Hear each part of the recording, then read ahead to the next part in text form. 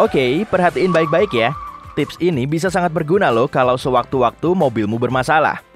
Sabuk pengaman bisa meminimalisir luka serius saat terjadi kecelakaan. Kecepatan tubuh pengemudi dan penumpangnya seketika turun saat mobil mereka tiba-tiba berhenti. Semisal nih, mobil mereka melaju dengan kecepatan 96 km per jam, lalu menabrak pohon, maka kecepatannya langsung turun menjadi 0.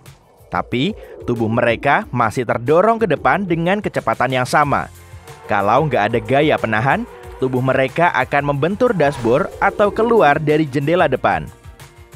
Di saat genting seperti ini, sabuk pengaman memiliki peran penting. Fungsinya menyebarkan gaya penahan pada tubuh bagian atas, agar tetap kuat menahan tekanan yang muncul secara tiba-tiba. Mekanisme sabuk pengaman bagian luar terdiri dari sabuk bahu di sepanjang dada dan sabuk paha yang menahan pinggul. Keduanya terpasang kuat di rangka mobil. Panjang sabuk pengaman bisa disesuaikan. Dengan fitur ini, si pemakai masih bisa membungkuk ke depan meski tubuhnya terikat sabuk. Dan saat diperlukan, talinya bisa mengencang agar tubuh tetap ada di posisinya. Sederhananya begini. Coba deh amati sistem sabuk pengaman yang umumnya dipakai di zaman now. Webbingnya terpasang pada mekanisme retraktor. Bagian tengahnya berupa kumparan yang terhubung ke ujung tali webbing. Di dalam retraktor, terdapat pegas yang memberi energi rotasi pada kumparan. Dengan komponen ini, kumparan bisa berputar untuk menggulung bahan yang terulur. Saat webbingnya digulung, kumparan ini mulai berputar berlawan arah jarum jam. Pegasnya juga bergerak searah. Dengan gerakan ini, pegas jadi lebih kendor dan bisa menahan webbing karena bentuknya kembali lagi seperti semula. Nah, makanya saat tali sabuk mulai terulur, pegas akan langsung mengencang. Akibatnya, kumparan akan bergerak searah jarum jam hingga talinya tergulung semua. Sistem sederhana ini diterapkan dalam mekanisme sabuk pengaman 3 titik, yang salah satu ujung talinya terpasang erat. Penjepit gesper bisa bergerak di sepanjang tali, agar pemakainya bisa menyesuaikan sabuk. Retraktor akan mengulur tali sesuai dengan ukuran tubuh. Meski begitu, sabuk pengaman belum cukup melindungi pemakainya tanpa elemen tambahan. Tubuhnya masih bisa bergerak bebas meski mobilnya tiba-tiba berhenti. Karena inilah, retraktor juga dilengkapi dengan mekanisme pengunci. Tujuannya untuk menghentikan gerakan kumparan kalau mobil mengalami kecelakaan. Terdapat 2 sistem pengunci. Yang pertama digerakkan oleh sabuk pengaman dan yang kedua oleh mobil. Sistem pengunci pertama mengandalkan kecepatan gerakan tali webbing. Saat kecepatannya terlalu ngebut, gerakan kumparan mulai naik sehingga tali akan terkunci. Dengan bantuan sejumlah komponen, semua prosesnya bisa dilakukan. Kumparan dilengkapi dengan lempengan tengah. Di rangkanya juga terdapat gear, sedangkan di lempengan tengah terpasang lempengan lain. Coba deh amati baik-baik bagian yang satu ini. Posisinya agak kendor dan gak nempel di lempengan tengah. Gerakannya juga lebih bebas. Saat lempengan tengah bergerak lambat, lempengan terang ini bisa gampang mengikutinya. Tapi kalau talinya tertarik, lempengan tengah akan bergerak cepat. Sedangkan lempengan terang ini nggak bisa bergerak. Nah, jadi gitu ya cara kerja sistem keduanya. Pada mekanisme ini terdapat bola bandul baja yang bisa berputar bebas saat mobil masih melaju. Ada engselnya juga loh.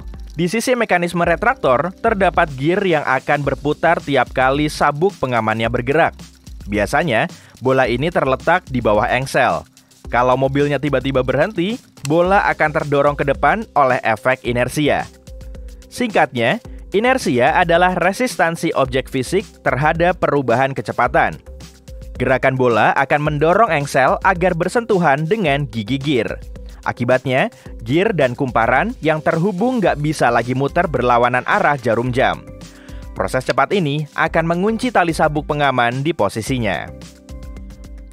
Setelah tabrakan, tali sabuk pengaman perlahan mulai kendor. Gearnya bergerak searah jarum jam dan engselnya juga mulai kendor. Kalau sabuk pengamanmu sudah terpasang dengan benar, sebagian besar gaya penahannya akan bekerja di area panggul dan tulang rusukmu. Kedua bagian tubuh ini lebih kuat dan lapang. Maka selama tabrakan, Gaya penahan nggak akan mengenai area kecil dan rentan. Kalau sudah begini, kecelakaan yang terjadi nggak akan menimbulkan banyak kerusakan. Sabuk pengaman terbuat dari anyaman yang sedikit fleksibel dan bisa agak meregang kalau mobilnya tiba-tiba berhenti. Meski begitu, kalau laju mobil terlalu ngebut, dorongan sabuk pengamannya juga makin kuat. Hal ini bisa mengakibatkan kerusakan parah atau menghalangi gerak pengemudi dan penumpang saat terjadi kecelakaan. Makanya, mekanisme retraktor memerlukan batang torsi. Bagian ini terbuat dari logam berpilin yang ditekan. Salah satu ujungnya terpasang di kumparan dan satunya lagi di mekanisme pengunci.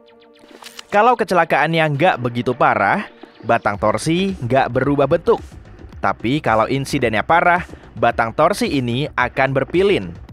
Karena mekanisme ini, sabuk pengaman bisa lebih kencang lagi dan pemakainya bisa terhindar dari hempasan yang terlalu kuat di area dada. Cara kita menyandarkan badan saat naik mobil juga nggak selalu benar. Tapi dengan pakai sabuk pengaman begini, sistem pengaman mobil jadi lebih tanggap saat mengamankan kita.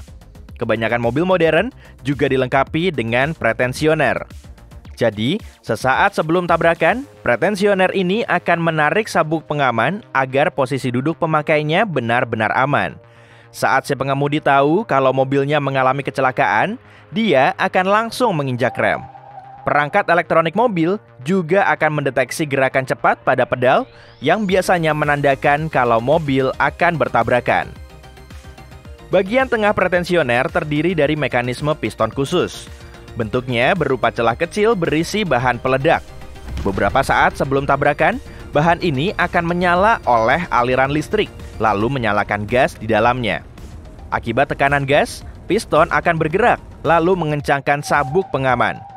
Kantong udara juga bisa melindungi pengemudi kalau mobilnya menabrak tembok. Saat mobil membentur benda lain, kecepatannya akan segera turun. Chip elektronik pada akselerometer kemudian bisa mendeteksi perubahan ini. Kalau mobil tiba-tiba jadi sangat lambat, sejumlah kantong udara akan mengembang. Pengereman mendadak nggak akan efektif untuk mengaktifkan proses ini. Sejumlah kantong udara mengirimkan arus listrik menuju elemen pemanas khusus, lalu memicu bahan peledak kimia. Bahan ini mulai terbakar dan menghasilkan gas argon atau nitrogen. Tenang aja, semuanya aman kok. Gas ini mengalir melalui bahan nilon yang terdapat di belakang roda kemudi. Kantongnya kemudian mengembang dan melepaskan plastik pelindung roda kemudi.